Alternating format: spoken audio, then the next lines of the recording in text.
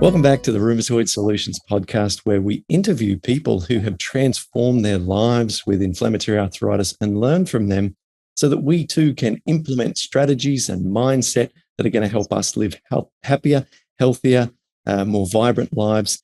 And today I'm interviewing Laine. She is in Hawaii on Oahu, and she's a surfer. But 12 months ago, she got hit with inflammatory arthritis. And 12 months later, after doing the Paddison Program, she is in a whole lot better state. And she's going to tell us in a moment the sort of the before and after. And then we're going to go into the detail of the steps involved, the medical recommendations, and we're going to explore each of the areas that she was afflicted and how she improved those areas of her body. So, Laine, thanks for joining me. Thank you for having me. You've had to turn off the air conditioner, your beloved aircon right next to you, because it is Hawaii and it is pretty warm all year round. So thank you. I hope you don't, run into overheating mode throughout this interview. Thank you. I think I'll be okay. Got the Pacific breezes here. Awesome. Now, you and I connected on Instagram. You posted something that caught my attention, and that's one of the sort of nice features of Instagram. When someone writes something about you, you get notified. And it was a wonderful post about how much you've improved in the last 12 months. Can you just give us that sort of this is then, this is now, before we go into all the detail? Sure. So about a year ago, my knee had swollen up for no reason. And at first I thought it was an injury. I saw a lot of doctors, eventually got referred to a rheumatologist and was diagnosed with rheumatoid arthritis. My knee was pretty swollen and painful. I would wake up in the morning and spend 10 minutes just trying to straighten my leg all the way so I could walk somewhat normal. I just remember waking up being in a lot of pain, very stiff. And then eventually my elbows started flaring up. They would have flare-ups where it would swell, it would get hot and painful, and it would last 3 or 4 days. And then the swelling would go away and it would be normal for about 3 or 4 days. And it was just this cycle of flare-ups in my elbows. So that definitely confirmed the rheumatoid arthritis diagnosis. And so I made some changes to my diet because I had done like a little bit of research on the internet, and I saw some improvements. I had cut out gluten, dairy, and sugar, most processed foods, but I wasn't fully healing until I found the Paddison Program and gave up the oils and the animal products. And 2 weeks into the Paddison Program, I saw huge improvements in my knee. I could bend it so much more and the pain was so much less, and I could like go back to regular activities. My elbows weren't flaring up anymore, and it's just progressively gotten better since I've been on the program, and I've stuck with it now for 130 days now.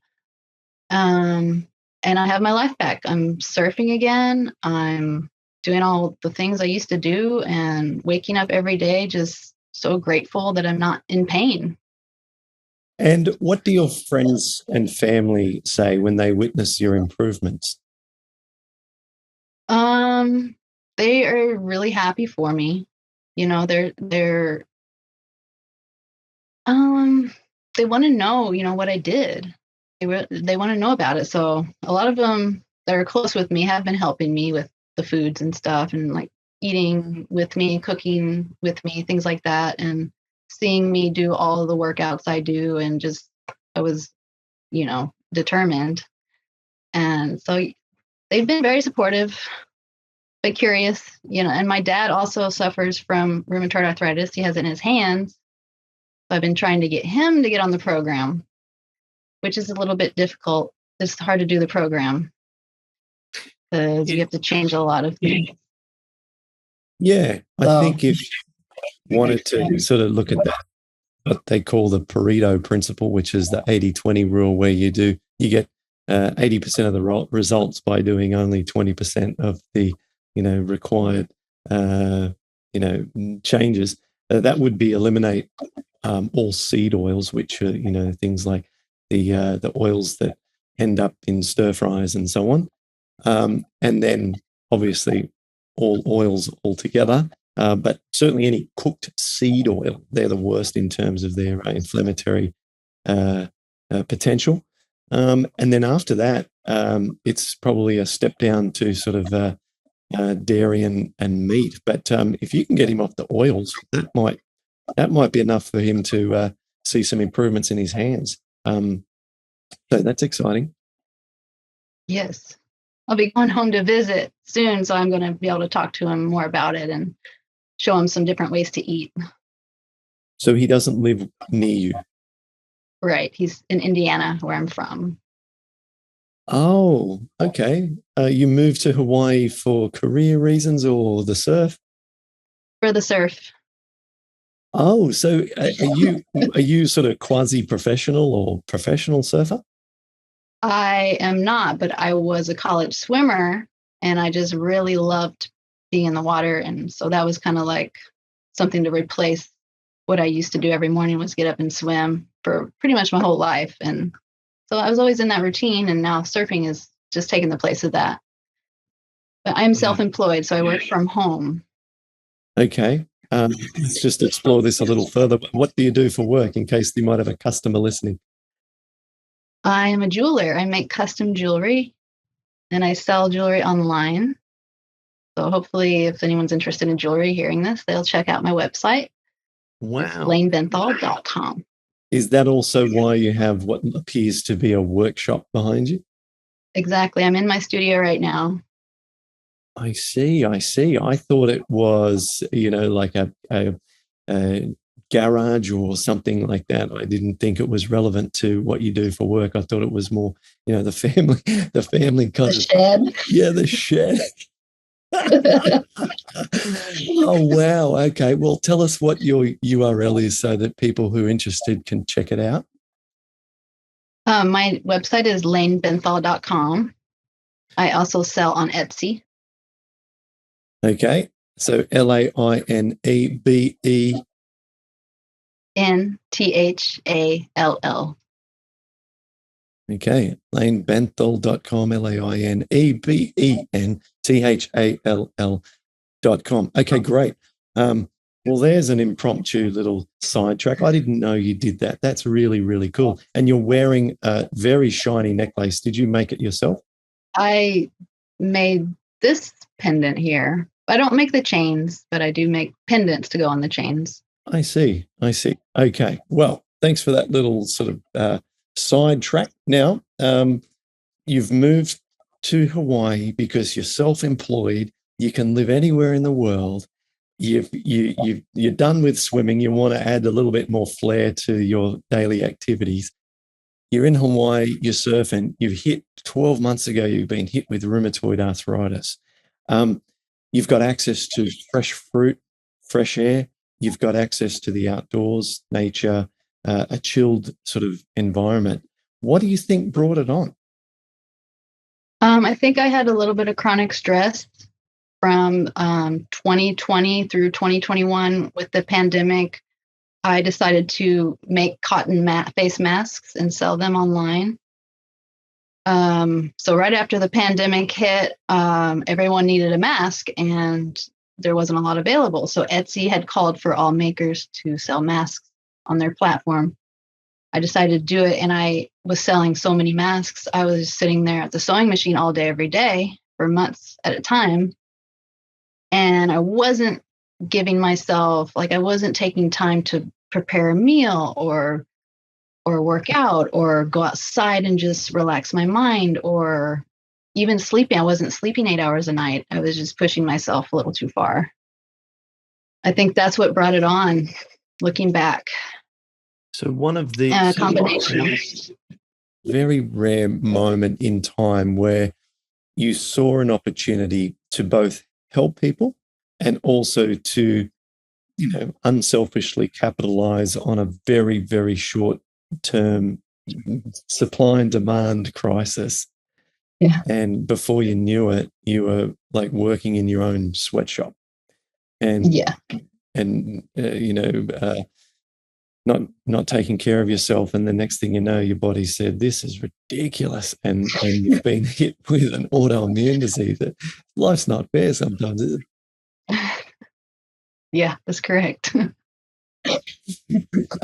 So when it's hit, did you go to the rheumatologist? Is there a rheumatologist that everyone goes to in Oahu, or is there a big waiting list? Tell me about the rheumatology environment. Luckily, there was a rheumatologist available. My primary care physician asked me a bunch of questions, and I had a swollen knee when I was about 9 or 10 years old and diagnosed with juvenile rheumatoid arthritis. So that gave her like a hint into what this could be. And she immediately referred me to rheumatology. And I got in within a month, luckily, because I've seen a lot of people have to wait a long time to get in. And the rheumatologist, she offered medications, and I was also seeing a sports medicine doctor about my knee, and they wanted to do a steroid injection. So I tried that, and it lasted about 2 days, and the swelling came back. The rheumatologist put me on some steroids initially to get the swelling to go down, but as soon as the steroids were done, the swelling came right back. And then she offered hydroxychloroquine, was what I was going to choose as my medication. But I just wanted to hold off and see if there was anything else I could do before I committed to taking medications. And I had joined a support group on Facebook. And that's how I heard about the Paddison Program. Let's just go through that then fairly quickly. Let's talk about just your implementation of the program, any hiccups, any sort of particular challenges or omissions that you had to make to some of the foods, and if you found it easy to reintroduce the foods. Just the sort of just like Laine's brief experience of it, just so that others can say, "Oh, that was like me," or "Nah, I was different." Okay, so I started I did do the cleanse. I was a little unsure if I should do that because I am slightly underweight, but I decided to go ahead and do it anyway. And at first it was a little difficult, but it ended up being easier than I thought. And I felt really great those 2 days while I was on the cleanse. However, the second day after I woke up, after the first day, my elbows had flared up a little bit. And I think that was just some lingering things from what I'd eaten a few days before. But it was a little discouraging because I thought I would wake up and feel better after the first day, But then I stuck with it, and I just kept feeling better. I did end up having one more flare up about 2 weeks into it. I had drank some fruit juice that had like some added sugar in it or something, and it caused a flare up. But I think that I was having a bit of problems reintroducing fruit. So I had to kind of back off on any kind of sugar at that point and continue to allow my gut to heal a bit before I tried the fruit again. Every extra person that I get feedback from helps me to make, tiny little carvings. Like if it's a statue, changes to the carving just a little bit, thinking, oh, okay, yep. Don't really overemphasize the fruit, I think to myself now, whereas I try to encourage most people to do the fruits first. Stories like you're just sharing with me now make me think, yeah, just back off the pedal just a little bit. And so thank you for that. And then with time, then I guess you emphasized more of the vegetables, and then you're able to introduce sort of more starchy foods. Is that correct? Yeah, so I stuck with the buckwheat and quinoa mixture for I think it was about 2 weeks until I added the basmati rice. And I handled that just fine. I was also drinking the orange juice just fine. I wasn't having any problems with that. And then, I tried the fruit again, and because the orange juice was okay. And so I tried more fruit and it seemed to be fine as long as I didn't overdo it and eat like a lot of fruit. I wouldn't get a flare up, but I get a little bit of extra swelling in the knee. So I would just kind of scale that back if I got a little extra inflammation. And then, I was introducing the lentils, and I tried avocado. I didn't have any problems with any of those really. Um, but there was like, I don't know exactly what it was that I ate when I was reintroducing things, that it would kind of cause a little bit of, extra swelling. But I think that's part of the reintroduction process. Yeah. There's no kind of what's this word? Frictionless way to eventually have a ton of foods in your diet when you've got inflammatory arthritis. There's going to be some hiccups along the way. And I get like little sparks of, oh, that's good. That's good when you say, and I was able to introduce like the lentils, for example. And it's like, okay, so it's just so health promoting. And then, once you lock the rice in, you're like, oh, you're fine, because now you've got the base of most of your midday and evening meals locked in. And so these things are massive milestones. So that makes me really excited listening when you say that. And then I imagine, or at least I'm fingers crossed, because you're in Hawaii, which has got the best fruit in the world. Hopefully you're able to eat some fruits now. Yeah, I have a mango tree in my backyard, and we have tons of mangoes, and I'm able to eat as much mango as I want now, which is so great. And I have endless access to fresh papaya and pineapple, which are all part of the healing foods, and they've been great. You're right about it being easier here in Hawaii. It definitely is. Papaya especially is like one of the sort of holy grail fruits that you can eat with rheumatoid arthritis. For people who've not heard me say this 100 times already, one of the reasons is that it contains an enzyme that helps to break down proteins, and it's allergenic, partially digested proteins entering the bloodstream is one of the reasons our body is reacting and creating inflammation. It's only one component, but it does contribute. And so when we can more adequately digest our proteins, we then are just a little bit less immunoreactive. And so that's one aspect. But another aspect of many is very high in vitamin C and very high in potassium, two things that are deficient in most people with inflammatory arthritis. So you've got your protein breakdown and vitamin C in high levels and potassium in high levels. It really is, in my view, the number one ultimate anti-rheumatic food. And when I was in Hawaii, my wife and I, we've been there several times. We got married there and stayed there for our honeymoon. During the 3 weeks that we honeymooned through Oahu, through Kauai and also across onto the Big Island, I ate so many papayas, almost turned orange, right? And in that time, I was able to, at the end of 3 weeks, able to eat so many more foods in my diet than the very restricted set of foods that I'd had coming into our wedding, because I was very much still in the sort of reintroduction phase at the day of our wedding.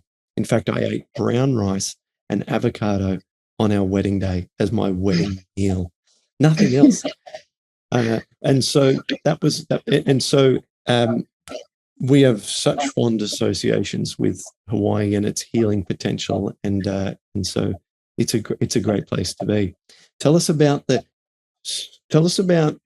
non-food strategies that you used as well. So I realized, and this kind of has to do with food, but I really prioritize mealtime. Not being rushed while I eat, like mentally being relaxed while I'm eating, I think has helped a lot. The physical therapy that I was doing before I started the Paddison program, I stuck with that and just like built on that. So I had this really structured workout routine that I would do 3 times a week to gain the muscle back in my leg. And I think that has really helped my knee a lot, the exercise, and my elbows. Really just to get the strength back and the range of motion back. I sleep 8 hours a night. If I don't get my 8 hours of sleep, I will take a nap during the day to get the rest of it.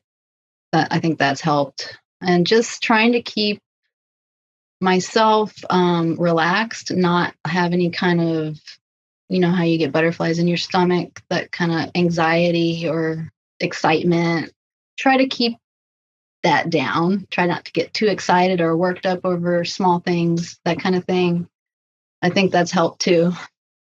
I was having a bit of like heart palpitations around the time I was diagnosed. And I'm not sure if that was from stress or from the rheumatoid, but that's gone away now too. Good that it's gone is all I can say. I don't know. I haven't heard anyone say it before, which is why I don't know anything about it. No one said I got Okay. rheumatoid. When I get inflammatory flares, so to speak, I get heart palpitations. Nothing springs to mind. I might have heard it casually in our support group, but didn't sort of, didn't really sink deep. So I'm glad that's gone.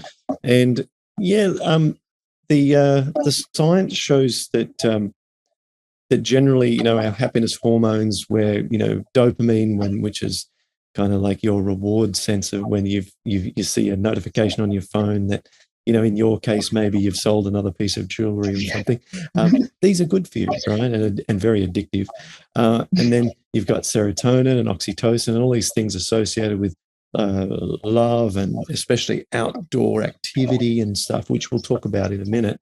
So I wouldn't shy away from excitement, but certainly, definitely the opposite of that, which is stress, depletes those same happiness hormones. It makes us insufficient in these anti-inflammatory happiness hormones. So, we all have a job to do to keep stress at a minimum. My stress strategy is movement.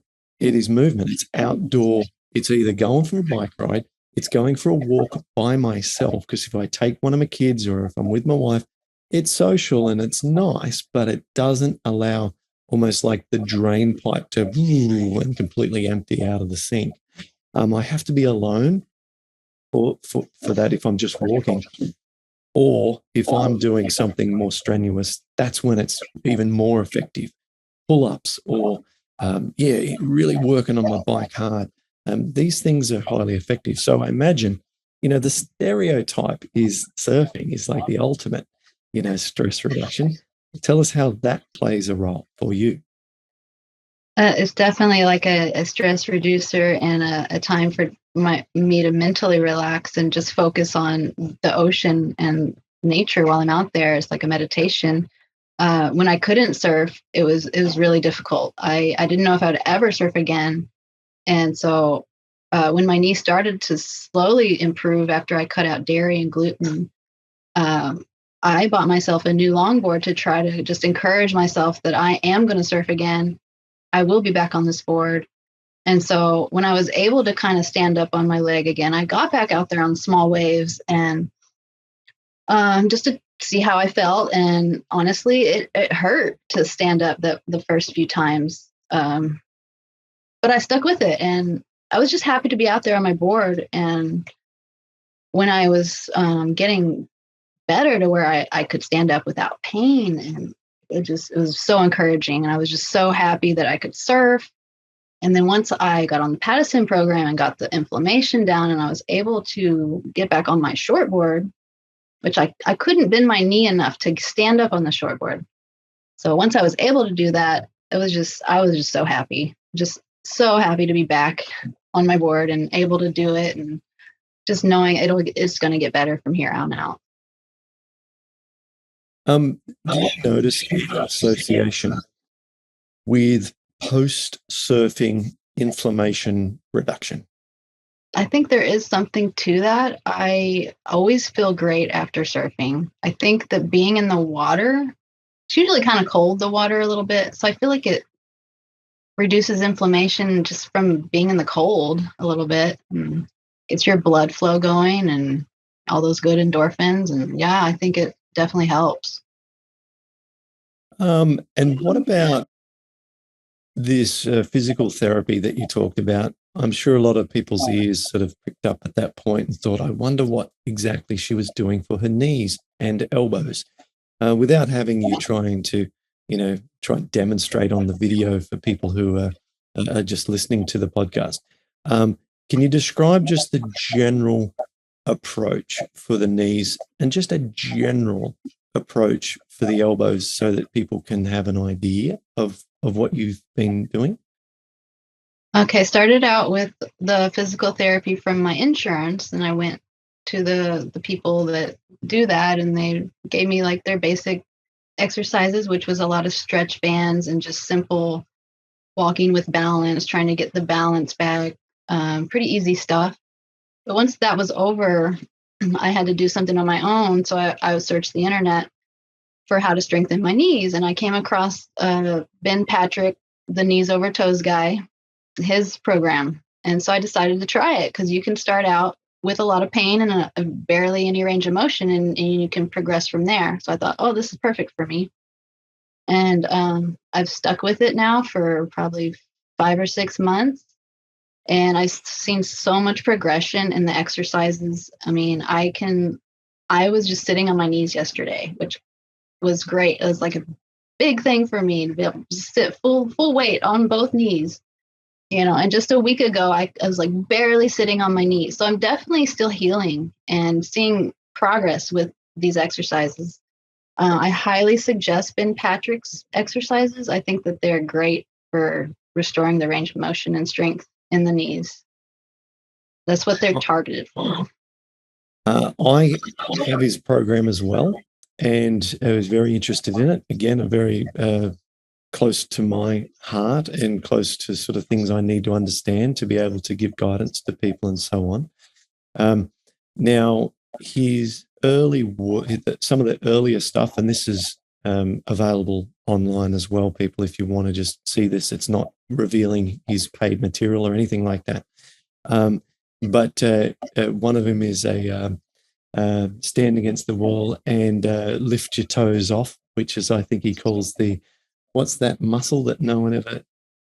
The tibia, I think tibias. Tibias Pilates or something, yeah. Anyway, so you did that. You were doing that every day, correct? I would do it 3 days a week. 3 days a week, right. So you didn't try and accelerate more than what he said. You just did what he said. I did what he said. And did you, on the days in between, do anything in particular, or you took a rest day?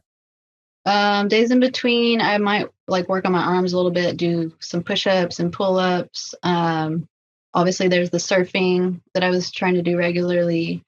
And since I was a college swimmer, I would go swim laps a little bit to help loosen me up. And I think that helped the elbows a bit too.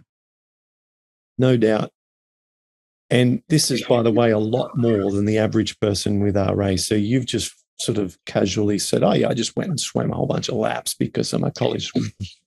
So it's easy just to sort of dismiss that for a lot of people is the complete entirety of their workout for a week, for example, swimming some laps, and you just sort of doing it on your days off. So you've obviously got exercise and physical activity, as you said, with the surfing as a real strategy in this mix. Okay, yeah, great. Yeah. Is there anything else that we haven't covered here? We've talked about your changes to your foods. We've talked about moving away from a sweatshop lifestyle to a lifestyle that is very nurturing with your 8 hours of sleep a night, finding that work-life balance, getting out surfing, physical therapy followed by Ben Patrick's knees over toes, and then being mindful with your eating so that you're not sort of stressed when you're eating and you're taking your time with your eating. Have we left anything out? I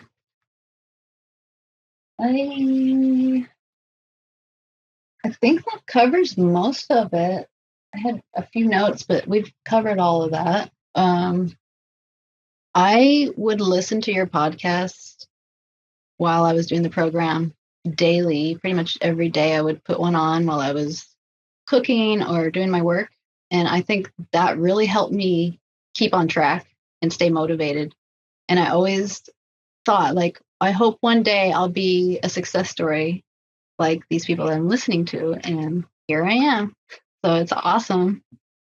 But I really do think the podcast helped me. And hearing other people's experiences of the little things they did, I would try them. Everything I was willing to try everything, like you can imagine, like what you went through. And so, yeah, I just tried every little thing I could hear about and thought that it might help. I would give it a try. What does your diet look like now? Are you able to, you eat sort of a diverse plant-based diet? What do you have for breakfast just before we wrap up? Okay, every day I start out with a juice. I make a cucumber celery juice in the morning instead of I used to drink coffee. I don't do that anymore. And then for breakfast, now I'm having oatmeal with fruit in it and some nuts, which is really exciting. For lunch, pretty much every day I'll eat rice with sweet potatoes, sprouts, spinach, other fresh veggies, and avocado. And I love that meal. I like 3 months into the program, I just started craving those foods and I just really enjoyed them. And I can eat that every day and be happy. Honestly, I put a lot of sprouts in my food, the mung beans. A lot of times I cook miso soup and I'll put pumpkin in there, broccoli, garlic, onion. I can make sushi. I make some sushi wraps, veggie sushi wraps. That's pretty yummy. But mostly I stick with the basmati rice, the sweet potato, avocado, sprouts, and spinach. I do some green smoothies with lots of spinach, pineapple, and banana. Those are really good. Wow, then at night time, you've got maybe some beans and rice, lentils and rice, potatoes and rice, sort of curries, that sort of, or Indian. Yes. Yeah. I do the dal too. The dal is really good. Yeah. Okay. Yeah. Well, you and I eat pretty much the same. That lunchtime meal that you mentioned, we don't have that. I'll have to try that. But yeah, everything else you've mentioned is very similar to the way I eat, with the miso soup from time to time, green smoothie from time to time. Most days we have a green smoothie in the afternoon, oats for breakfast. Rice at lunchtime. It's identical compared to. We're splitting hairs. Really, it's that similar. Well, Laine, thank you so much. This has been fantastic, and it makes me so happy that you had planned one day to perhaps share your story, and here you are. And what makes me happier than that is that there is still progression. You're still improving, and that's the thing. Because the metaphor I like is that with rheumatoid, it's a fairly strong current in a river that we're always being taken downhill. Mm-hmm. It's progressive. It's worsening symptoms. It's joint degradation. Spacing in those joints are showing up on X-rays as being less and less, and then we're getting additional medications being applied.